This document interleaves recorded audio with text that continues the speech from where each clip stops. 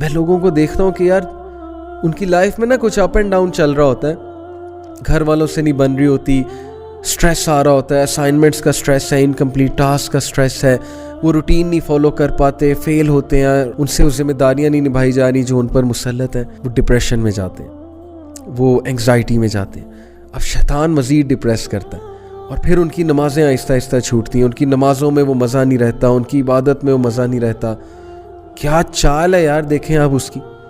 मतलब उसे पता है कि मैंने कहाँ से पकड़ना है इस बंदे को, जाके दिल लगा लिया किसी से, सिर्फ इस बेसिस पे अगला खूबसूरत है, पसंद आया, आंखों को भाया, व्हाट्सएवर द रीज़न, और उसके बाद उस बंदे की तरफ से कोई तकलीफ़ आई या वहाँ शादी नहीं हो रही, अब सैडनेस आएगी, एक स्टेट ऑफ डीमोटिवेशन आएगी, you will be lost obviously. और शैतान फिर मज़ीद आएगा, मज़ीद डिप्रेस करेगा, मज़ीद मायूसी डालेगा, बहुत कुछ कहेगा, और एट द एंड नमाजें भी हिट होंगी, एट द एंड वो बंदा अनप्रोडक्टिव भी हो जाएगा, वो बंदा एंटी सोशल हो जाएगा, हर वक्त कमरे में रहेगा, डिप्रेशन में रहेगा, सैड शायरी, ऊपर से इंडियन गाने मज़ीद 5वां गियर लगाएंगे उसका डिप्रेशन का, वो जो सैड सॉन्ग्स उन्होंने बनाए हुए। तो शैतान के चंगल में ना आए। A depressed believer is most beloved to शैतान, he loves a depressed believer, कि मैं मज़ीद इसे डिप्रेस करूँगा, इसकी इबादत छुड़वाऊँगा, मैं मज़ीद जो है ना इसको इस्लाम से दूर करूँगा। अपने ऊपर रहम करें, शैतान की इस चाल को जो है वो समझ जाएं। आप लोग खुश रहना सीखें, खुशी खुश रहने से आती है। हर वक्त ज़बान पे ऐसे जुमले जिनमें शिकायत ही शिकायत है, तो इसलिए अपने ऊपर रहम करें। आप लोगों ने खुद इस चीज़ से इंशाल्लाह बाहर आना है, और आप लोग आ सकते हैं। शैतान आपको ये फील कराता है कि नहीं अब तुम बहुत डिप्रेस हो चुके, अब ज़िंदगी ख़राब हो चुकी। बहुत से लोग ये ही नहीं एक्सेप्ट कर पाते कि मेरे साथ ये हो क्यों रहा है, Why is it happening to me? मैंने इस्तिखारा किया था इस काम से पहले, मेरे साथ ऐसा क्यों हुआ। सहाबा पे मुश्किलात नहीं आती थी ना, सहाबा जो है परेशान हो जाते थे कि पता नहीं अल्लाह हमसे नाराज़ हो गया, क्योंकि हदीस के मुताबिक जब अल्लाह को किसी से मोहब्बत होती तो अल्लाह ताला उसको टेस्ट करता है। तो खैर आफियत की दुआ करनी चाहिए, आसानी की दुआ करनी चाहिए। लौमला सहला इल्ला मा जअलता सहला वंता तजअलुल हुज़्ना इज़ा मा जिअता सहला। अगर टेस्ट ट्रायल आ गया है तो अल्लाह के बंदे, ला युकल्लिफुल्लाहु नफ्सन इल्ला वुस्अहा, अल्लाह किसी नफ्स पे उसके इस्तिताअत से ज़्यादा बोझ नहीं डालता। तो ज़रा रेडी हो जाए ना फाइट करने के लिए। आपने स्क्रिप्ट लिखना है, आप अल्लाह ने आपसे बुक लिखवानी है आपकी, जो which you will tell to your generation. कल को अपने बच्चों को नहीं बताना कि बेटा मैं भी इस सिचुएशन में आया था, how did I fight it, how did I come out of it, how did I deal with the toxic people, मैंने क्या किया था, मैं किस तरह से निकला था, मैंने कैसे फाइट किया था। अगर आप गिव अप कर देंगे, डिप्रेस हो जाएंगे, जनरेशन को क्या सिखाएंगे।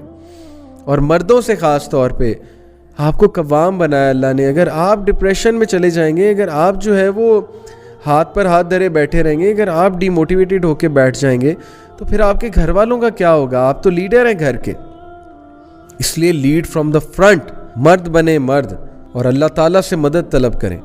अल्लाह की मदद करीब है, अल्लाह की मदद दूर नहीं है। फ़इन्ना माल उसरी युस्रा इन्ना माल उसरी युस्रा, बेशक तंगी के साथ डिफ़िकल्टी के साथ आसानी है, बेशक तंगी के साथ डिफ़िकल्टी के साथ आसानी है। It's okay to be sad. हर इंसान की ज़िंदगी में कुछ ना कुछ ऐसा है कि उसे गम आएंगे, और ये अल्लाह ने लाइफ की नेचर भी यही बताई कि अल्लज़ी खलक़ल मौत वल हयात लियब्लुवकुम अय्युकुम अहसनु अमला, कि मैं देखूंगा तुम में से बेहतरीन अमल वाला कौन है। कि यह अंधेरा भी छा जाता है और वो पूरा का पूरा छा जाता है, लेकिन कभी भी अंधेरा पूरा का पूरा नहीं रहता है, सुबह होती ही होती है, कभी भी सिचुएशन सेम नहीं रहती। तो मोमिन को कभी भी होपलेस नहीं होना चाहिए किसी भी सिचुएशन के बारे में। होप ही एक ऐसी चीज़ है ना जो इंसान को ज़िंदा रखती है। तो अल्लाह ताला होप दिला रहा है, ये अल्लाह के अल्फाज हैं, ये किसी इंसान के अल्फाज नहीं है कि अल्लाह तुझे नहीं छोड़ सकता, ना अल्लाह तुझसे हेटेड करता है। बस ये अल्लाह के कुछ तरीके होते हैं इंसान को टेस्ट करने के लिए, इंसान को कुछ सिखाने के लिए, क्योंकि ये दुनिया की ज़िंदगी तो है ही बहुत टेम्प्रेरी। असल में आखिरत की ज़िंदगी है, वहाँ पे आपका रिवॉर्ड जमा हो रहा है। अल्लाह के यहाँ देर हो सकती है लेकिन अंधेर नहीं है, ठीक है ना। उसकी बहुत सी हिकमत है उस देर की। अल्लाह ताला पता नहीं आपको क्या रिमाइंडर देना चाह रहा है, आपसे क्या आपको ठीक करना चाह रहा है, आपके कौन से स्किल्स को बाहर लाना चाह रहा है अल्लाह। क्या वो ही नहीं जानेगा जिसने तुम्हें तख्लीक किया है? क्या उसको ही नहीं पता कि तुम किस सिचुएशन में हो, तुम किस गम में हो? अल्लाह से होप लगाएंगे ना तो एम्प्टी हैंड नहीं आएंगे। नो तो है ही नहीं ना, होपलेसनेस तो है ही नहीं अल्लाह के यहाँ।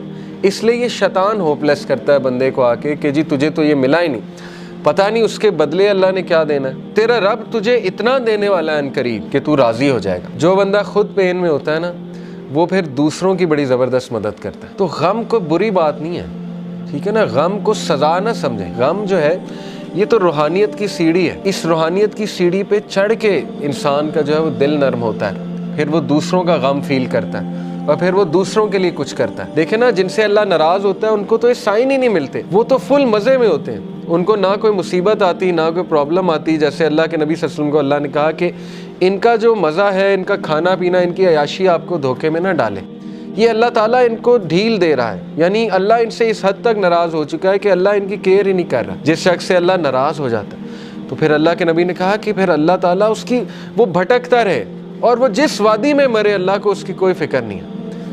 ये है असल में वो शख्स बदबख्त। और ये कौन है? वला तकूनु कल्लज़ीना नसुल्लाह फ़अनसाहुम अनफुसहुम। क्या तूने देखा उसको जो अल्लाह को भूल गया तो फिर अल्लाह ने उसको उसका आप भुला दिया। उलाइका हुमुल फासिकुन, यही तो फासिक है। तो इसलिए ये मत सोचे कि अल्लाह ने आपको भुला दिया। अगर अल्लाह किसी को नापसंद करता है तो अपने करीब क्यों लाएगा, मुझे ये बताएं, ठीक है ना। एक बंदा कहीं और जा सकता है, क्लास में आ गया, दीन का लेक्चर सुनने आ गया, क्या ये निशानी नहीं है कि अल्लाह उससे राज़ी है? वरना तो अल्लाह ताला चाहता उसे कहीं और ले जाता, अल्लाह उसकी केयर छोड़ देता। अगर एक बंदा गुनाह में और वो दुआ किए जा रहा है अल्लाह से कि अल्लाह मुझे किसी तरह निकाल दे इससे, तो अल्लाह ताला उसको शायद कोई गम भेज दे, कोई टेस्ट और ट्रायल में डाल दे और वो बंदा अल्लाह के करीब आ जाए। अल्लाह से उम्मीद लगानी है, इंसानों से नहीं। बीच में कोई फिर वो शिर्क नहीं होना चाहिए, बीच में नहीं कोई होना चाहिए एंटिटी। सारी की सारी उम्मीद अल्लाह ताला से है। फिर आप देखें अल्लाह ताला जल्द आपको ऐसी चीज़ दे देगा कि आपका गम अल्लाह हल्का कर देगा।